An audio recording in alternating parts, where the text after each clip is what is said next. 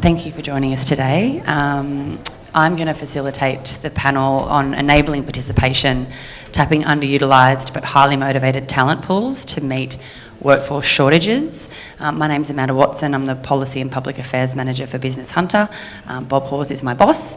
And I'm joined by Louise Rose, Director of Enterprise at KPMG Newcastle, Brad Webb, the CEO for Castle Personnel, and Carla Notman, who's the local jobs employment facilitator for the Hunter. I might just start by thanking you for joining us today and giving a bit of context around why we all agreed to come together and have this discussion.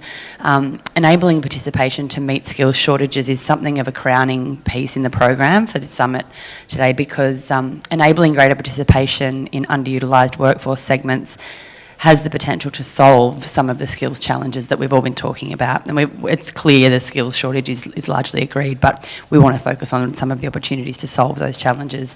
We know that across Australia there are around 200,000 citizens classed as disabled, but by their own accounts, are ready and willing to work, but there's something that's stopping them from doing that. We learn of families where one parent, statistically the women of the household or single parents, turn down more employment opportunities due to the imbalance between pay and childcare costs or suitability of work across the regions. And then we have the youth factor as well, which Carla will be able to talk about. And you're each here as representatives or policy developers across one or more of these segments. So could each of you start by telling us, what does better workforce participation look like in your sectors? Brad, we'll start with you. Thanks, Amanda, and it's thanks for the opportunity to speak. And I'll try not to get too idealistic as we go through about the value proposition for people with disability to contribute to this, addressing the skills shortage. But for the cohort of people that we work with, you mentioned a figure of around 200,000 people with a disability who are willing to work, yet can't get work. And I think that for us, participation is about enabling those people to start engaging both in an economic sense, but also in a social sense. The value proposition that work brings to us all is not just about the dollars in the bank, but about the opportunity to contribute to society and the opportunity to grow in their community and contribute to their community. And it's an undertapped resource for businesses and for the community generally. So that for me is if we can strike up a conversation about opening our minds and our businesses to people with disability and what they can bring, I'd be happy with that. And we'll get to the how shortly, but I just wanted to draw in on Carla to talk about that youth, attracting the youth into employment markets and enabling them to their full potential, because they're really at the start of their journey, aren't they, in terms of workforce participation? They absolutely are. And I think for me, when we talk about workforce participation, I would take that back a couple of steps, and especially for our youth, when we consider the factors that have happened to all of us over the last couple of years when it comes to the pandemic, the stability of industries that typically our youth would be employed in, it really comes back to awareness for our young people about the jobs that are out there. And we've talked about so many exciting jobs over the last couple of days. I'm not sure if our job-seeking cohorts know that you can be an apprentice on an F-35 jet in Williamtown. That's a great, exciting prospect. And I think it was Peter cited in the first session yesterday that 1 in 4 job seekers think there is a job shortage. We know that's not the case. We've talked about the fact that that's not the case. But do our job seekers know what's out there, and do our young people know what's out there for them at the moment? And when I say job seekers, in the Hunter region, and I know Bob mentioned some stats around this yesterday, but in the Hunter region we're talking about around 28,000 people who are registered with an employment service provider, and that's in mainstream employment services, so currently called Job Active, Transition to Work and Parents Next, but as of next Friday will be under the Workforce Australia banner. That's a lot of people. 72% of those have been in receipt of a service from an employment service provider for 12 plus months. So they could be people who have just not made that organic transition due to the pandemic that they maybe would have otherwise. So it's really, for me, that workforce participation is around how we capture the hearts and minds of those young people, or people in general, that out of those 28,000, to make them the solution to our workforce challenges. Louise, you might talk about the new phenomenon, what happened throughout COVID and the Great Resignation, and how we're working to readdress that. Yeah, so I think with the Great Resignation, it's been quite interesting in that we probably haven't seen it play out in Australia in the way that it probably has in the US. So I think that's been quite an interesting piece as well. While people are saying they're thinking about moving, we haven't actually seen the job movement that we have in in the States, for example. I think what is also interesting is that at the beginning of COVID, a lot of people left the workforce, and we haven't had those people come back in the same rates as we have in a lot of other countries. So the number of people choosing not to work for whatever reason, has increased. And I think when we talk about workforce participation, I think the elephant for me in the room has to be women, because we are number one in the world in Australia at getting higher education degrees for women. Number one, we're the best, We're tied with a couple of other countries. We're number 70 in the world for female workforce participation, which is bonkers, absolutely bonkers. This is measured every year by the World Economic Forum. This is very reliable data. So we are the best in the world, and we invest all this money taking women from kindergarten through to high school, another 4 years. So we'll educate them for, probably 16 years minimum. And then we go, but we won't make work, environment somewhere where you can actually come and get a job, because we make it so the structures of it do not encourage people who have, other responsibilities, be it caring or otherwise, to work. Yeah.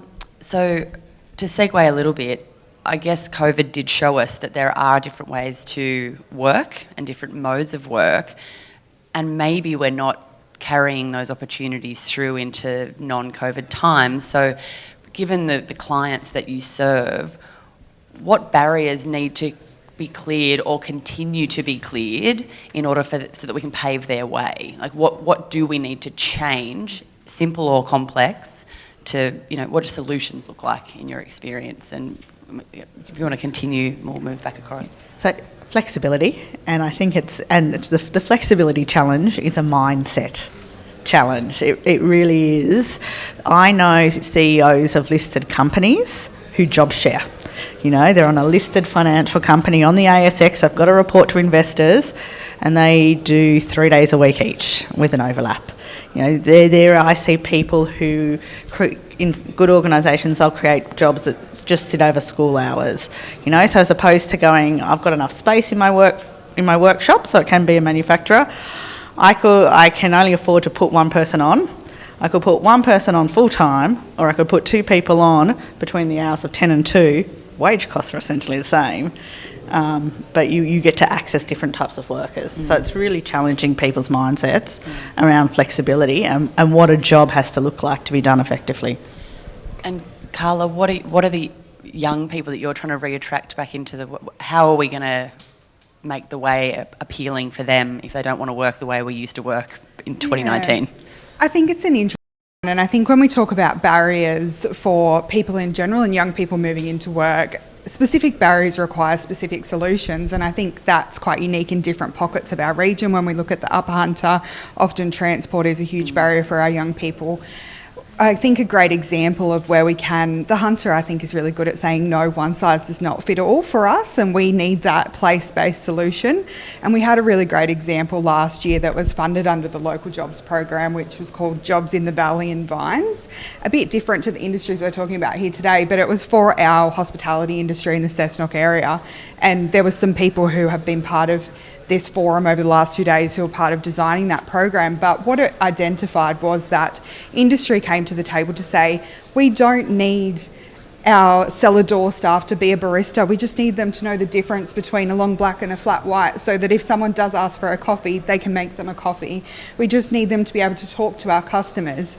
And when we looked at young people in the Cessnock area and what they were looking for in work, there was this perception for these people that there's an invisible wall and that the hospitality industry in Cessnock were not jobs for them.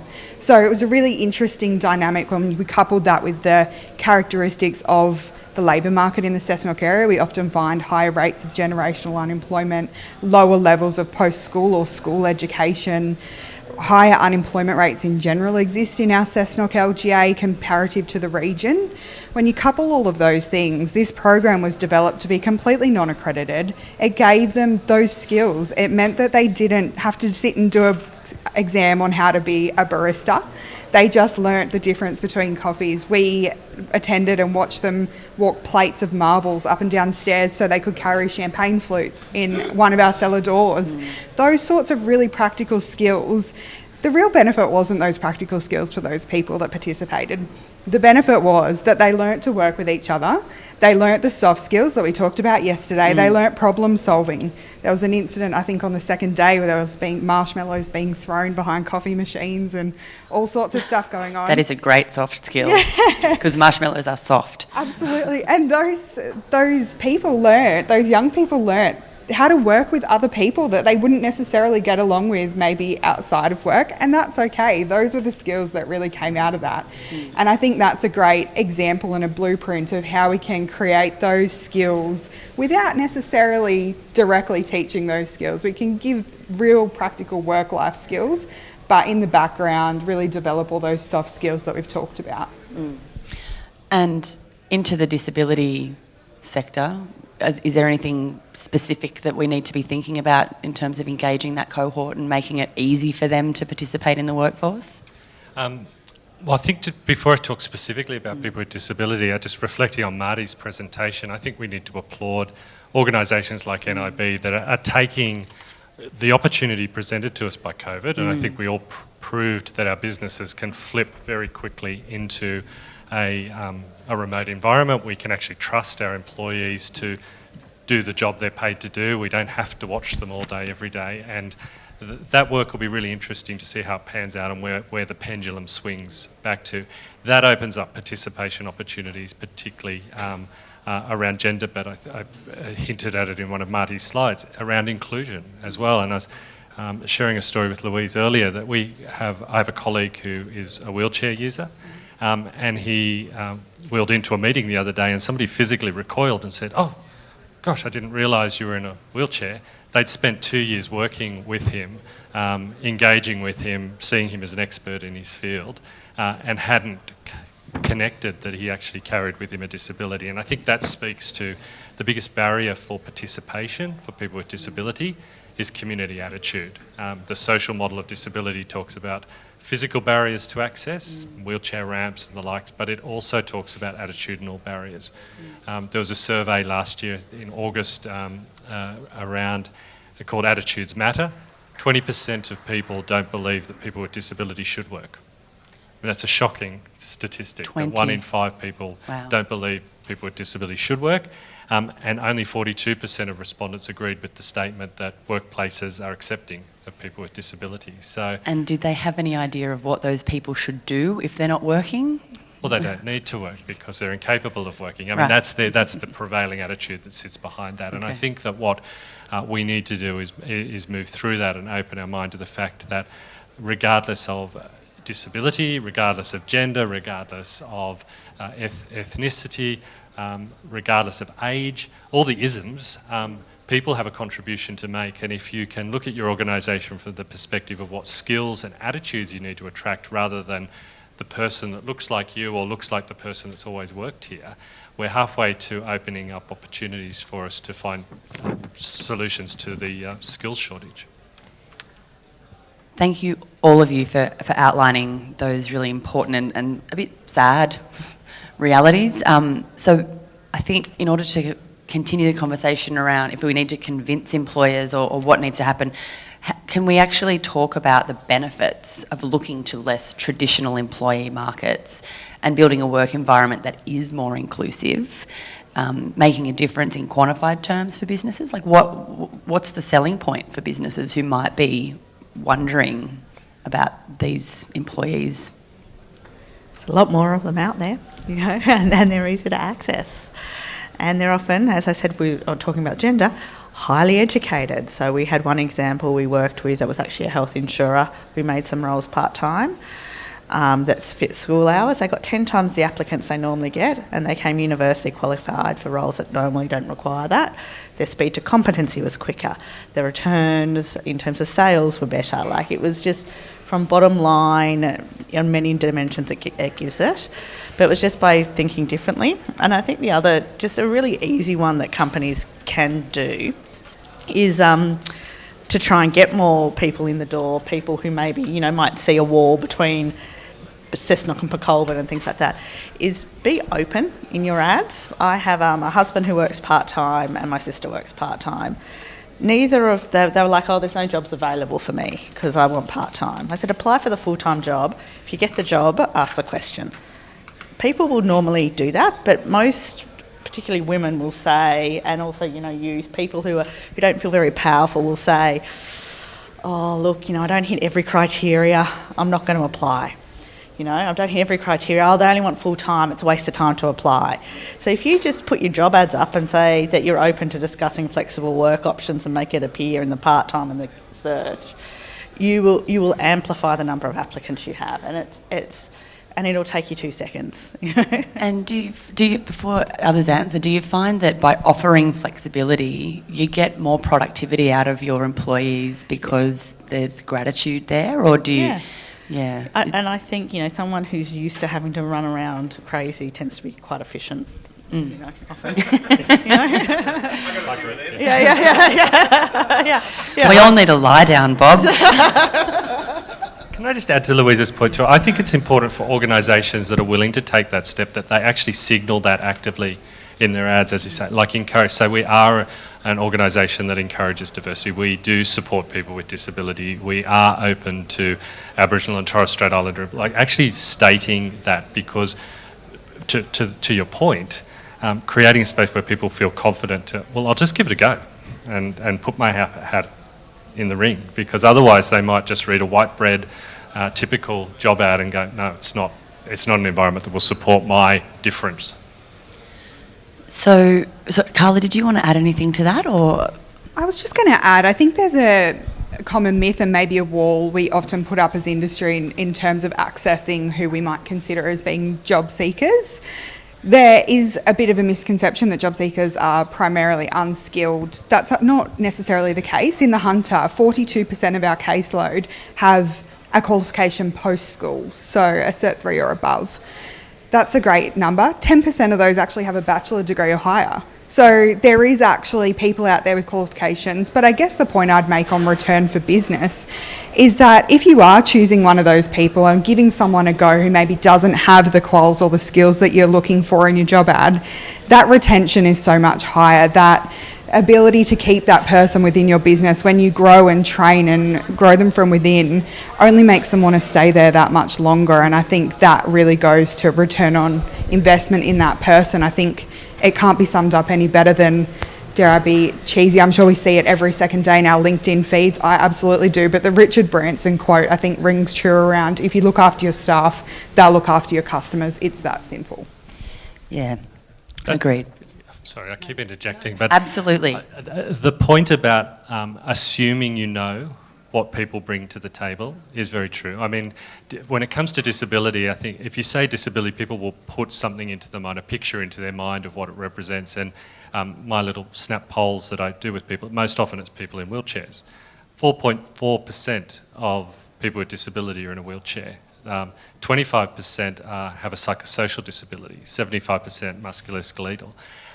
We have people on our books who might have a workplace injury, worked in construction, can't work in heavy lifting, but bring with them project management skills, bring with them qualifications in project management, construction management, running businesses.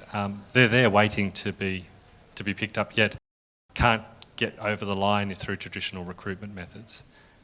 So is it a case of, I mean, it's been good maybe 10 years where you just never put your date of birth on your CV, right? So maybe it should be, is it a case of employees and employers, the workforce agreeing that there's just no identifiers, it's all based on how you present yourself on paper and the skills that you have, rather than, so it's completely removing any chance for an employer to put you in a category before they've even met you or clarified your skills and suitability to the role?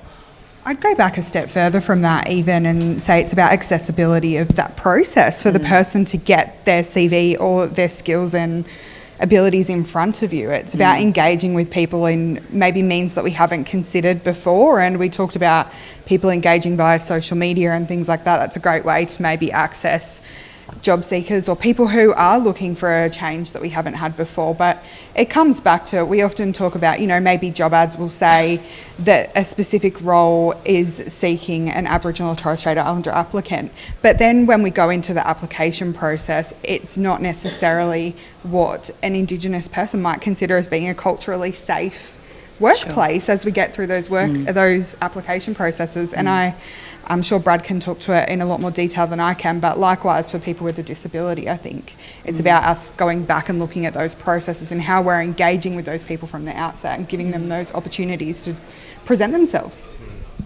And I think it's a double-edged sword, because if you do have a disability, it might be fine to get through the door and to have that conversation, but you may need supports to function in that work environment. There may need to be adaptations. And at what point do you raise that? Because it might not be a safe space when you're partway through the process and need to disclose something, and particularly for those with psychosocial disability, there's stigma that's still attached to psychosocial disability prohibits some people, so they'll then be the ideal candidate on paper, the ideal candidate in an interview, get into the work environment, and then fall over because the supports they need to function effectively aren't there. Yeah. Okay, so what does success look like then, Louise? I mean, we heard from NIB and that they are a success story in terms of building diversity and inclusion, but are there any other organisations that we can talk about here that are doing things well? And if it's KPMG, by all means. Look, I do like our organisation. I do think we got an uplift, and it's beyond the means of not some organisations, but when we went to 26 weeks paid parental leave for men and women, we definitely got an uptick in applications. That's a policy I'm quite proud of that we have.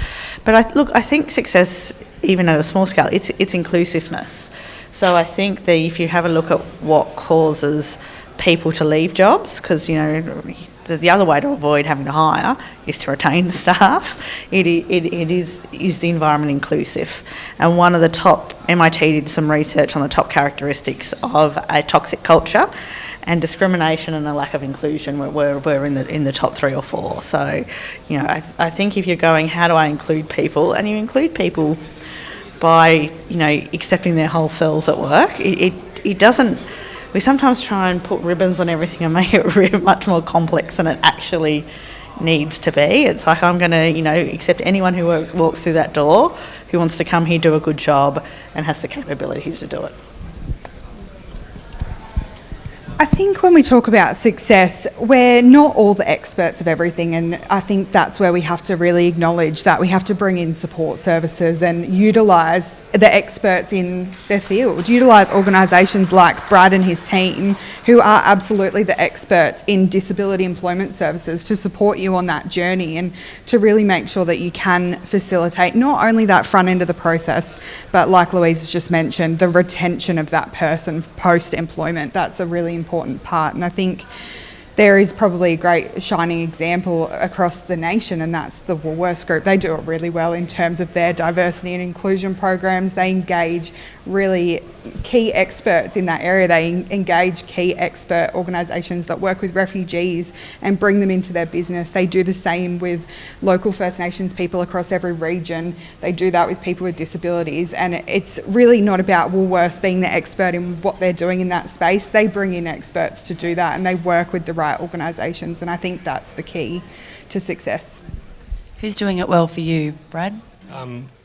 By chance, I interviewed somebody for our podcast earlier this week, and I'd known this organisation for a while and visited them a few months ago.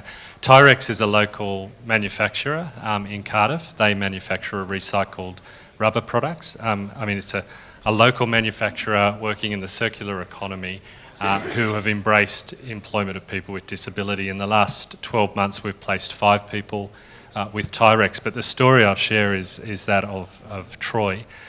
Troy is their production manager, their 2IC. He was 5 years unemployed.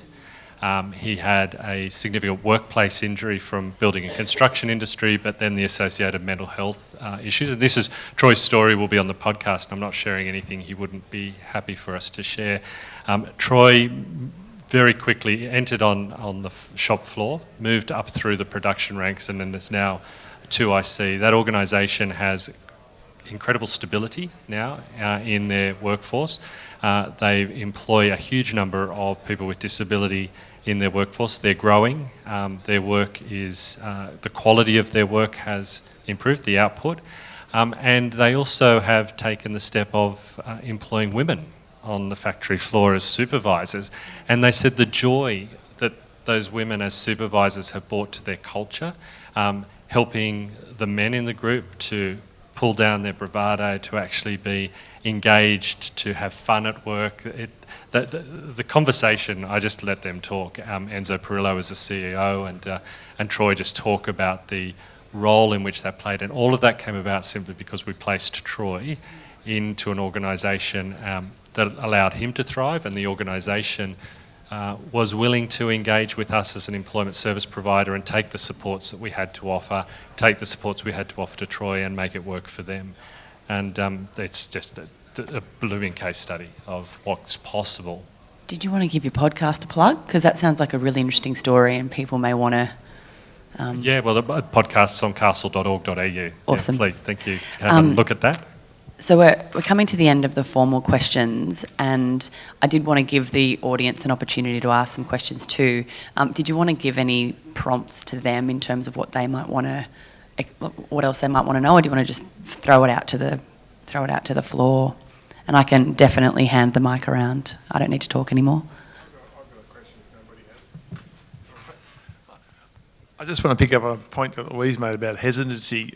Just anecdotally, I get lots of weird questions in this role from organisations and businesses about people, and one of the things I find though is that women who have an aspiration predetermine before they go into the process that no, it's not for me. Whereas you talk to a bloke or a male, I should say, and quite often they're just gone way over, above and beyond. And it's that question I always say to people, exactly what you said. Don't make your decision of not to apply for a role because you think you're not going to get it, as opposed to applying for the role and then making that decision if they offer it to you. Is there any statistics on whether that barrier for women is more so for men? It is. So I think women, it's between, when they read a job ad, if they don't really knock it out of the park on 80 to 100% of things, they won't apply. It's a bit over 80.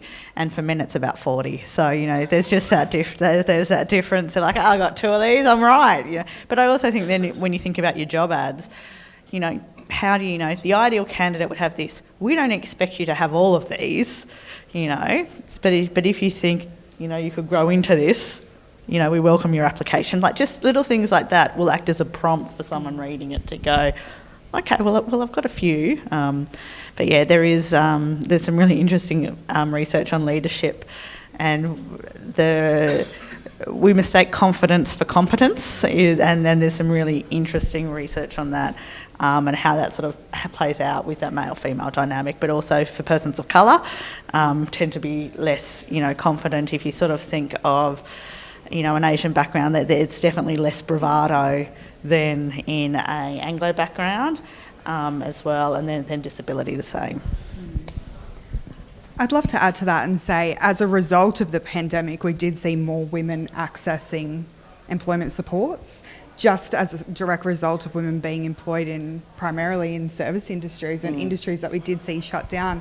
And I think that contributes to that confidence factor as well now as we move back into, or as Professor Fischetti said yesterday, forward to normal, that women aren't maybe as confident in going back to or going into other industries or other roles that maybe they're not as familiar with, or the certainty around those jobs. Maybe it is easier to... Well, maybe it's helping them understand that their skills are transferable, and understanding the concept of transferable skills. We were talking yesterday about what the key ingredients are in, the key credentials, I think was the question. And no one said anything technical. They all said the ability to, communicate, engage, be a nice person to interact with. Those are the sorts of things that work across whatever job. So do you want to comment on that? It's easy to be all Pollyanna about stories like Tyrex. I mean, inclusiveness is hard work. It forces you as an organisation to think about your processes, your policies, your systems, your attitudes, and change those and shape those. And so I think challenging your perception of what the ideal candidate is and saying, is ideal actually something that I've not conceived could be ideal? Could it be slightly different to how I perceive it? You know, there are going to be benchmarks that you need for an employee to deliver. But when it comes to a person's personality characteristics, their soft skills, and being open-minded to that is really really important. But it's not easy, and you need to go in with an open mind, I think, when you're talking about any level of inclusiveness. Just one last one on the opportunity. The other one, we've talked about, how do you get people into the workforce. Underemployment is also an area where people can do things. So underemployment is a couple of percentage points higher in women than men. It's about 7.5% to 8%. And often organisations will go looking for new employees without first opening up to the existing workforce. Is there anyone who wants any additional hours? And so you've got people there that are struggling to pay the bills who would like more hours, but you then go, oh, we need to hire a part-time or this or that. So I think it's just sometimes, thinking about that mindset piece. Is this a whole role? Or could we get, some of these people working part-time, see if they want to each pick up a day extra and fill it that way? And I think that can sometimes help organisations too. We've got time for 2 more questions. We've got one here and one here. Thank you. I'm just interested, I think we place too many barriers in terms of the recruitment process, so I think the recruitment process is terrible, and I think I've had experience of really bad recruiters who knock people out of the park before they even get a chance to show themselves. One of the challenges though is actually the recruitment process when we have these very specific requirements that people have, and rather than that more generic stuff that Amanda referred to yesterday when we were talking about that. But even things like a barrier of having to sit there and do an online application. I mean, a few years ago, if you wanted to be a night packer in Coles, you still had to do the same application as the store manager did. And you usually didn't, 20 years ago they didn't have computers to do it. Are there examples we can share where you've got people who are doing that stuff well and leaving it more open instead of stopping people applying? Yeah, I'd happily comment. I think there are a lot of really wonderful examples out there, and it's about industry coming on board with that, because I think that's the driver there as to what the application processes are.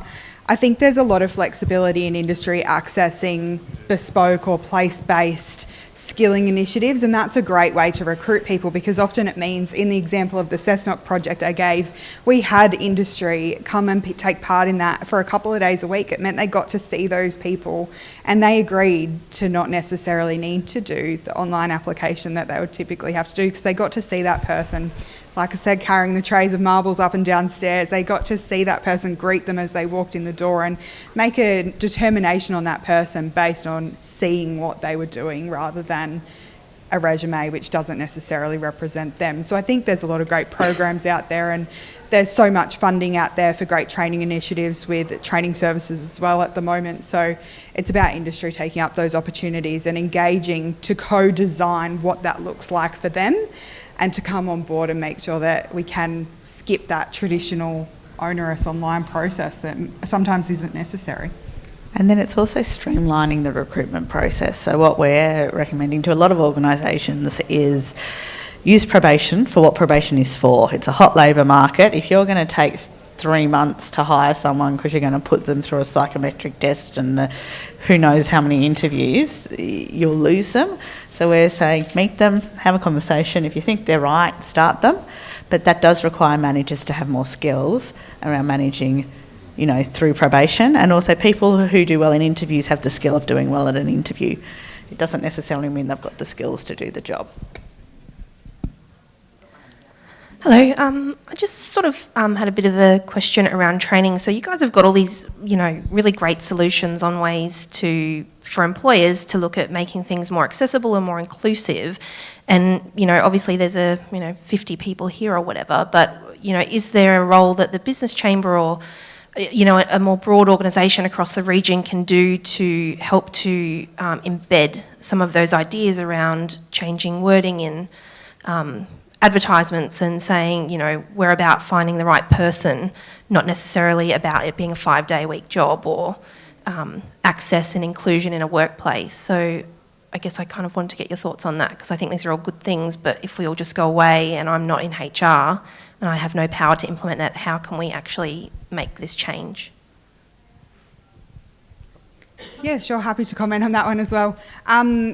I think there is a role, absolutely, for organisations to play. It's something we absolutely try to do within the local jobs program in bringing together all 3 levels of government as well as industry to influence change across the labour market and facilitate that journey of people into the workforce, however that might look, and often it's bringing industry on the journey to make changes in those instances. So I would suggest the solution there is for industry to get involved however you can and collaborate. I think collaboration isn't any longer a luxury we can do when our operational requirements allow. It's a necessity for us all to survive, and taking one person, say from aged care is a great example. If aged care rely on taking one person from another aged care facility, we're not fixing the workforce crisis.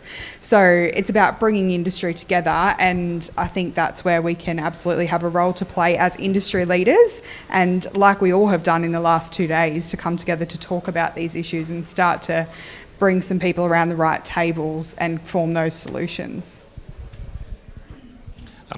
I've worked across the business sector, health and medical research, social services, and I find that the sectors often don't interplay with each other. There's ideological divides, and so I really welcome opportunities like today to say, by bringing together collaboration, but bringing together these conversations, we might actually start to forge a new way of thinking, and we are proud members of the Business Hunter for that reason, so that we can actually engage in that. So we're very happy to participate and engage in education programs and sharing resources, but also learning from others. We don't have, when it comes to employing with people with disability, we have a certain level of expertise and understanding, but we also love hearing from places like NIB and in industry to say, well, there are other ways we can approach things. So certainly perhaps as an outcome of the last couple of days, that might be an opportunity for us to get together and talk about inclusion at all its levels.